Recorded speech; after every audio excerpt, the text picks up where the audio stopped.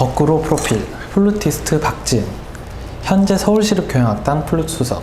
야마 아티스트, 한양대학교 음악대학 겸임교수, 플루티스토리 음악감독, 마에스트로 정명훈, 플루티스트 엠마누엘 파율과 함께 협연 및 듀오 콘서트, 예술전당 교향악축제 토요 콘서트 출연, 서울시향 KBS 교향악단 프라임필 강남심포니, 대전시향 충남교향악단 대관령국제음악제 페스티벌 앙상블과 협연, 금호아트홀, 올림푸스홀, 호암아트홀, 수원 SK아트리움, 부산 금정문화회관 등 국내 각지에서 연주, 카네기홀 뉴욕 데뷔 독주를 시작으로 국내외 여러 무대에서 독주해, 음협 이화경향, 조선일보, KBS 신인음악 콩쿠르 1위, 예일대학교 대학원 장학생으로 졸업, 맨하탄 음악대학 졸업, 줄리어드 예비학교 입학, 예원학교 재학 중 도미. 초등학교 2학년 때 플룻 시작. 어떻게 이렇게 많은 홀에서 연주를 했나? 저는 이 화려한 연주 경력이 가장 이제 또 눈에 띄는데, 일단 처음부터 얘기를 해볼게요. 이제 보통 도미 이 단어가 되게 많잖아요, 프로필 중에. 근데 실제로 좋은 학교인데 이제 미국으로 가게 결심하게 된 계기가 있으신가요? 제가 중학교 1학년 때, 네. 저 초등학교 때 배우던 플룻 선생님을 따라서 오스트리아로 캠프를 여름에 잠깐 다녀왔어요. 네. 그런데 그때 갔다 와서 이제 막 너무 아름다운 그 유럽의 막 그런 것들에 너무 푹 빠진 거예요. 제가 그 음악 그 캠프도 너무 좋았고, 네. 뭔가 한국과 다른 그런 게 너무 좋아서 이제 그때부터 부모님께 유학을 보내달라고 엄청 조르기 시작했어요. 네, 그게 중학교 1학년. 중학교 1학년 네. 때. 그래서 제가 이제 그때 당시 처음으로 가본 나라이자 이제 처음 경험한 곳이 오스트리아였기 때문에 오스트리아로 보내달라고. 네. 아무것도 모르는 상태에서 이제 막 그냥 졸랐죠. 무조건 졸랐죠. 근데 이제 제가 연년생 남동생이 있는데, 네. 제 남동생은 또 미국을 너무 가고 싶어 했어요. 네. 근데 이제 친척들이 미국에 좀 계시고 그러니까 엄마 아빠가 진짜 힘들게 그러면 너희 둘이 같이 가라 이렇게 돼가지고 미국을 같이 보내주신 거예요. 남동생분도 그럼 음악? 아니에요. 남동생은 저희 집에서는 저 혼자 악기 해요. 네. 그래서 같이 그러면은 남매가? 네. 그 부모님은 같이 나가시진 않고? 결국 엄마가 한 6개월 뒤에 오셨어요. 네. 걱정이 많이 되셨겠네요. 네, 3남매인데 이제 저 있고 남동생, 연년생 동생이 있고 그다음에 7살 어린 여동생이 또 있어요. 엄마가 이제 여동생까지 데리고 오셨죠. 그래서 같이 계셨죠. 네, 그 나간 곳이 이제 뉴욕으로. 네, 맞아요. 네. 그래서 줄리어드 예비학교는 나이 제한 같은 게 있나요? 그렇진 않은 것 같아요. 그 시험을 볼 수 있고 굉장히 어린 친구들부터 뭐 굉장히 다양하게 나이가 있었던 것 같아요. 네. 네.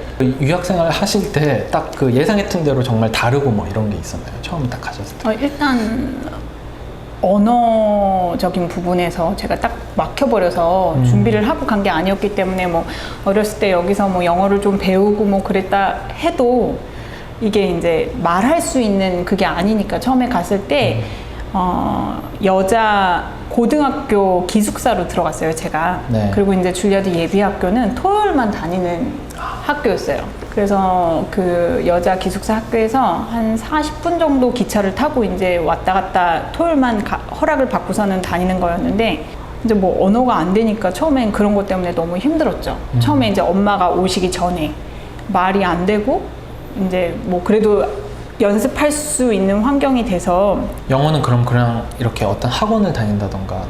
아니요, 그냥 학교에서 ESL 수업을 받으면서 이렇게 천천히 배워간 것 같아요. 네. 대학교 응시는 그러면 그때부터 계속 줄리어드 다니시면서 준비를 하신 거예요? 고등학교를 제가 거기서 다녔어야 됐는데, 네. 이제 고1에서 고3으로 제가 학점을 미리 따서 월반을 했어요. 대학을 조금 빨리 가고 싶어서. 네. 그래서 고등학교 졸업을 1년 빨리 하고, 그리고 이제 대학 시험을 보려고 준비를 할 때, 뭐 예를 들면 제가 보고 싶었던 학교들이 오프닝이 없는 학교들이 좀 있었어요. 뭐 졸업하는 사람하고 졸업하는 사람 숫자에 맞게 또 그만큼 오프닝이 나오고 이랬는데, 뭐 제가 원하는 학교들이 그 해에는 또 안 나와서 못 보고, 그래서 이제 결국 가게 된 데가 맨하탄 음대인데, 그때 이제 지니 백스트레서 선생님 만나가지고 공부하게 됐죠. 지니 백스트레서 선생님은 워낙 유명하잖아요. 네. 그리고 오케스트라 엑섭 관련해서는 뭐 당연히 책도 내시고, 그런데 그때부터 그러면 오케스트라에 대해서 조금? 전혀. 없었어요.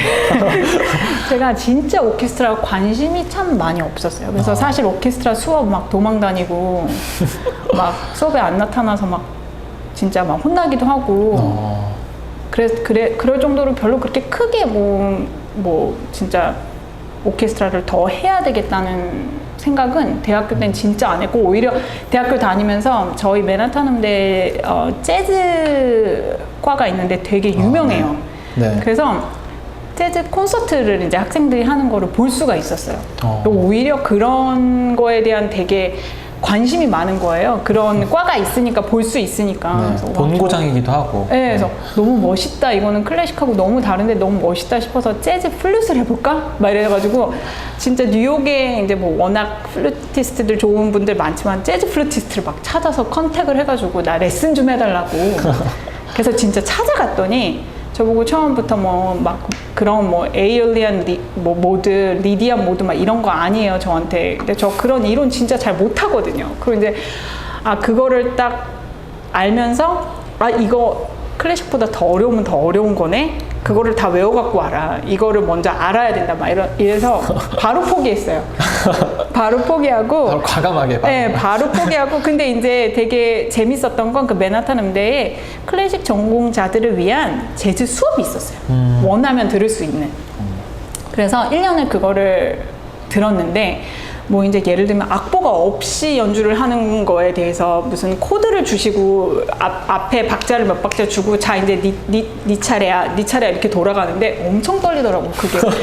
우리는 이제 악보 보고 연주하는 거에 익숙하던 사람들이 악보 없이 뭐 코드 안에서 자유롭게 연주를 하라고 막 이러니까 사람들이 진짜 너무 재밌는 게 뭐 코드 C 메이저 코드라 그러면은 막 진짜 알고 있는데도 막상 내 기회가 되면은 막 도도도 이거밖에 못 하고 있는 거예요. 진짜 어떡하지? 나 어디로 가야 되지? 막 약간 이렇게. 그래서 굉장히 재밌는 시간이긴 했지만 이 길은 내 길이 아니다라는 걸 확실히 알았죠 그때.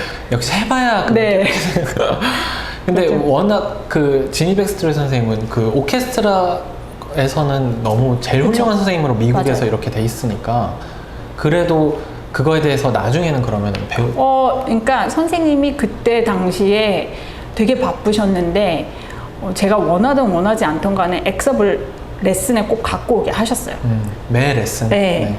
2개 정도씩 갖고 오게 하셨던 것 같아요. 그래서 저는 별로 그게 그렇게 막 심각하게 준비를 한 것도 아니었는데 선생님 옆에서 불어주시던 소리와 그 다음에 이제 그런 레슨이 제가 나중에 활동하는데 다 기억에 남아있더라고요. 그런 것들이. 그때 선생님 막 음반도 내시고 그 책도 읽고 막 이러니까 그게 이제 뭐 굉장히 도움이 많이 됐죠. 그 맨하탄 음대에서는 그럼 계속 지니 백스트리 선생님? 네, 그렇게 하다가 마지막 한 학기를 남겨두시고 선생님이 그만두셨어요, 학교를. 그래서 그때 이제 한 학기 정도를 린다 체시스 선생님하고 했어요.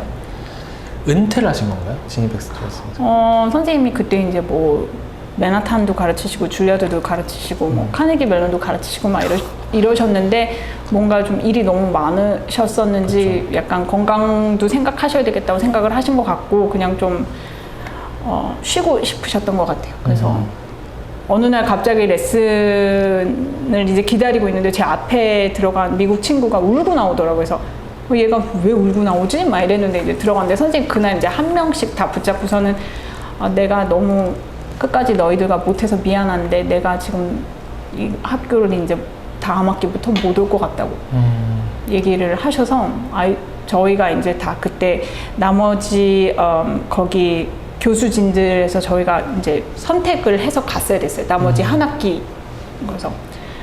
그래서 저는 이제 린다 체시스 선생님한테 가게 됐죠. 제가 가고 싶어서.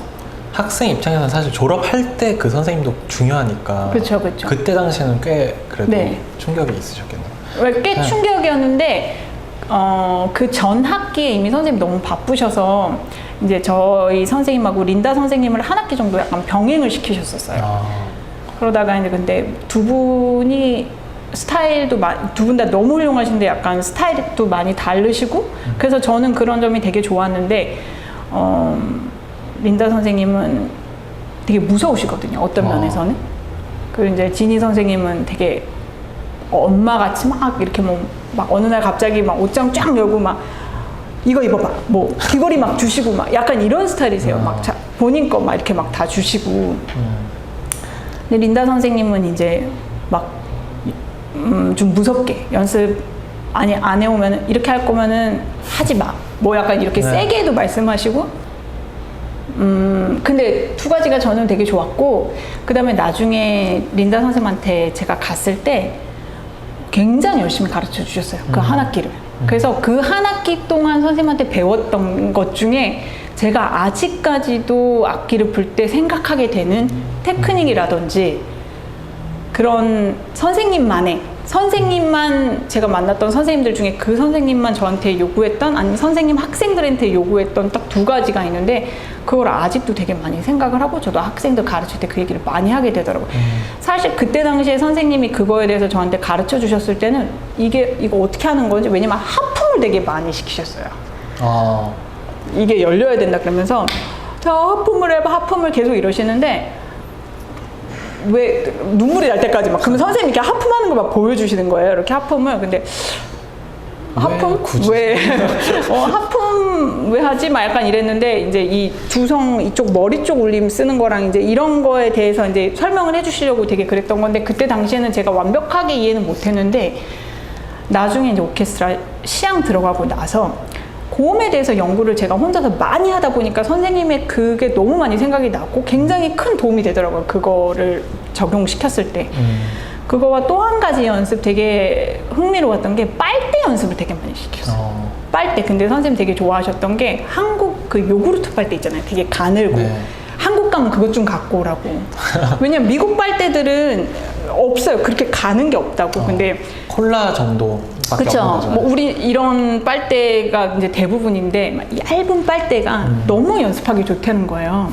그래서 그거로 이제 에어 스피드 연습 같이 그걸 갖고서는 연습을 시키셨는데, 그러니까 나중에는 이제 뭐 한 프레이즈를 그걸 갖고서 이렇게 해서 시키시는데 그렇게 하면 나중에 이렇게 막 침이 막 이렇게 툭툭툭툭 떨어지는데 그렇게 하고 나서 그 다음에 이제 악기를 불어봐라. 그러면 이제 자동적으로 뭔가가 이렇게 더 뭐라 그러지? 공기 순환이 더 잘 된다 그러나? 악기가 더 잘 불리는 약간 그런 효과가 있더라고요.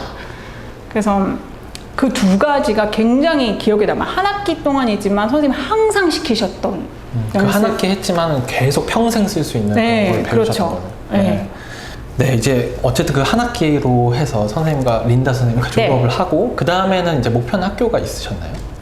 사실 미국에서 그때 벌써 한 8년을 있었던 거였어가지고 사실 유럽에 대한 환상이 있었어요. 그래서 유럽을 너무 가고 싶다 말인데 막상 가려니까 어떻게 가야 되는지 잘 모르겠는 거예요.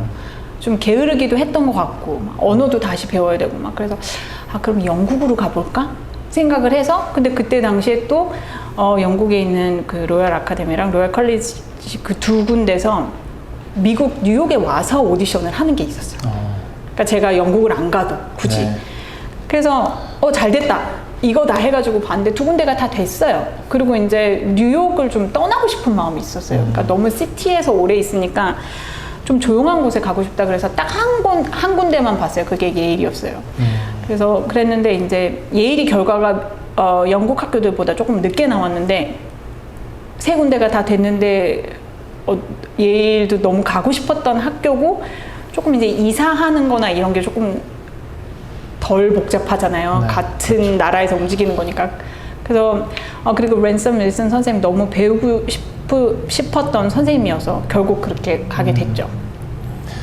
그 예일 학교는 뭐 맨하튼이랑 또 특히 다르다던가 어떤 스타일이 차이가 있었나요? 당연히 뭐 다른 선생님이니까 다르겠지만. 네. 저는 랜섬 윌슨 선생님한테 그러니까 마찬가지로 제가 미국에서 배웠던 선생님들이 다 저한테 너무나 큰 영향을 주셨는데 한 숟가락씩 막 떠먹여 주시면서 이런 그게 아니라 저 혼자서 깨닫고 저 혼자서 느끼게끔 이렇게 말을 한마디씩 툭툭 던져주시면 이제 그걸 갖고 제가 아직도 생각이 나면서 맞아 선생님 그때 그러셨지 맞아 선생님 말씀이 맞았네 라고 생각하는 것들이 꽤 많더라고요 그때. 근데 이제 처음 레슨을 들어갔는데 랜섬 윌슨이 저한테 이제 레슨 갖고 올 곡들에 대해서 얘기를 하시면서 솔로 곡들을 좀 갖고 오라고 그러시더라고요. 반주 없는 곡들. 네. 그런 거를 갖고 이제 레슨을 갔는데 선생님이 질문을 막 하시기 시작하는 거예요. 이제 딱 멈추고, 뭐 무슨 색깔이 연상이 되니? 이 프레이즈에서 뭐 예를 들면 어떤 동물인 것 같아? 뭐 어떤 이게 만일 심포니면은 너는 어떤 악기가 이걸 연주할 것 같니? 뭐 등등의 네. 굉장히 생각을 많이 하게끔 하는 이제껏 받아보지 못했던 레슨을 막 그렇게 하시는 거예요. 그래서 거의 처음으로 그 선생님께서 저한테 나처럼 하려고 그러지 마. 너는 너고 나는 나야. 그러니까 나처럼 하려고 그러지 말고 그냥 너는 네 자신이면 돼. 네 자신에서 네 색깔을 찾으면 돼. 그러면서 여러 가지 음악을 바라보는 그 뷰를 많이 넓혀주셨어요. 네. 그러니까 생각을 많이 하게끔. 네. 그래서 제 음악 인생에서 보면은 제가 이제 플루트 테크닉적인 걸 배우고 음악에 대해서 이제 많이 배우다가도 이제 그 약간 뮤지션 쪽으로 생각을 하게끔 도와주신 네. 분이어서 아이디어적인 거에서 네. 훨씬 더. 그래서 너무 저한테는 아주 큰 역할을 하신 선생님이시죠. 그리고 이제 제가 학교를 졸업할 때 그때 또 아직도 유럽에 대한 미련을 제가 못 버려서 선생님 저 유럽으로 가고 싶은데 저 좀 유럽에 추천해 주실 학교나 선생님을 좀 추천해 주세요 그랬더니 선생님이 저한테 너 뭘 더 배우고 싶은 거야? 너 뭐 소리도 낼 줄 알고 텅깅도 할 줄 알고 손가락도 돌릴 줄 알고 뭘 더 배우고 싶어? 저한테 그래요. 그래서 전 그냥 유럽에 가서 유럽도 경험하고 거기 있는 많은 걸 배우고 싶다. 그러니까 선생님이 저한테 그때 해주신 말씀이 너는 앞으로 그냥 좋은 음악가들 하고 연주를 하면서 인생 경험을 더 많이 하면서 그걸 네 음악에 담고 좋은 음악가들과 연주하면서 거기서 배우면서 더 성장해야 된다고 그 말씀을 해주셨어요. 그러니까 뭔가를 막 학교에 들어가서 무슨 그런 걸 따라가면서 공부를 하는 것보다도 이제 그렇게 한번 생각을 해봐라. 굳이 학교에 가려고 그러지 말고. 그래서 그것도 제가 살면서 되게 많이 깨닫게 되는 거죠. 제가 이제 살면서 이런 말씀이셨구나. 이래서 내가 이렇게 배울 수 있는 거였구나라는 것들. 음악이 이렇게 해서 더 내가 이런 기회로 성장할 수 있는 거였구나. 그런 것들을 이제 나이 들면서 알게 됐죠. 근데 그리고 다르게 말하면 프로가 되라. 그렇죠. 프로로 이제 나가서 활동하라는 뜻도 있으니까 굉장히 좀 학생 입장에서는 되게 좋은 말이었을 것 같아요. 네, 그리고 이제 미국에서 제가 학교를 다녀보면 이제 미국 학생들은 보통 대학교 때도 그렇고 대학원 때도 그렇고 이미 그런 오케스트라 잡이나 이런 거에 벌써 관심이 너무 많이 갖고 있고 이미 오디션을 봐서 가는 친구들이 막 있었어요. 네네. 그러니까 뭐 학위를 더 따고 싶어하고 뭐 공부를 어디에 더 가고 싶어한다라기보다는 제가 봤던 미국 친구들은 좀 더 실질적으로 내가 오디션에 준비를 해서 무조건 지금부터는 오디션을 봐서 오디션 돼서 오케스트라 들어가든지 뭐 이런 식으로 약간 굉장히 자기 앞가림을 빨리 하고 있더라고요. 네. 그래서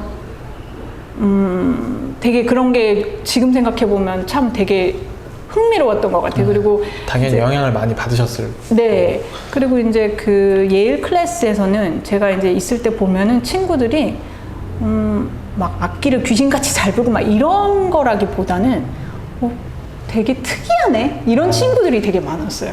그래서 와 되게 특이하게 부네. 저 해석 되게 특이하네. 네. 와 저렇게도 불 수 있네. 네. 어떻게 보면 약간 틀에서 벗어난 듯한 그런 건데 나중에 이제 생각을 해보니 그거를 다 한 사람의 개성으로 굉장히 인정을 많이 해주셨던 것 같아요. 그 랜섬 윌슨 선생님은 그런 걸 되게 많이 보셨던 것 같아요. 네. 악기를 귀신같이 잘 보고 막 너무 테크닉 좋고 막 이런 거 물론 중요하지만 그런 거보다도 저 아이가 뮤지션으로서 얼마나 성장할 수 있고 얼마나 가능성이 있는 친구인지 그런 것들에 더 의미를 두고 네. 오디션 할 때도 그런 친구들을 많이 뽑으시는 것 같고 그래서 만일 예일 쪽에 관심이 있으신 분들이 있으면 이제 약간 그런 쪽으로 많이 생각해 보시면 좀 도움이 될 것 같아요. 네. 그래서 미국에 조기 유학 가려고 생각하는 분들도 많을 거잖아요. 뭐 부모님들이나 학생들이나.